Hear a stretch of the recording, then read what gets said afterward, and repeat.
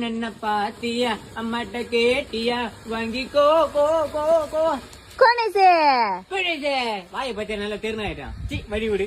ஐயே என்னது இது? நேத்து வீட்டாண்ட வடக்கம் வந்தாம ஐஸ்கிரீம் எடுத்துக்கினு எவ்வளோடா அப்படின்னா 100 ரூபா 150 ரூபான்றாமா. சரி ஒரு நாளைக்கு எவ்வளவு வியாபாரம் பண்ணுவ அப்படின்னு கேட்டா 10,000 ரூபா 5,000 ரூபாய் பையா அப்படின்றாமா.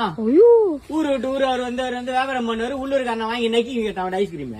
அதுக்கு அதான் நீங்க நானே வியாபாரம் பண்ண ஆரம்பிச்சிட்டேன். வியாபாரம் பண்றதுலாம் இருக்கட்டும் நாய, தோசை மாவு தூக்கின்னு வந்து வியாபாரம் பண்ணுகிற, இதே ஐஸ்கிரீம் வித்துனுங்கிற, உன்னை எவனும் எதுவும் கேட்கலையா? கேட்கலையாமா? இவனுக்கு உப்புக்குதா காரங்கதா எதுவுமே பார்க்க மாட்டானுங்க. ஜில்லுன்னு வாங்கி வாங்கி தின்னு காணுறானுங்கம்மா. குழந்தை அழுதா போதும் வாங்கி குத்துறானுங்க.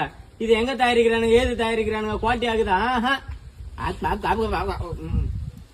நாய, உன்ன மாதிரி ஒரு சில ஆளுங்களால தாண்டா நல்லா வியாபாரம் பண்றவங்க கூட, நல்லா குவாலிட்டியா பண்றவங்க கூட கெட்ட பேர் எடுத்துனுக்குறான். ஆளைய மூஞ்சியும் பாத்தியா?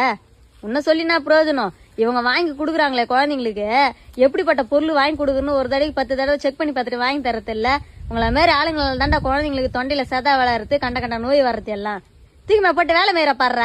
நான் இந்திக்காரனோட அதிகமா சம்பாதிக்கணும். ஐயே,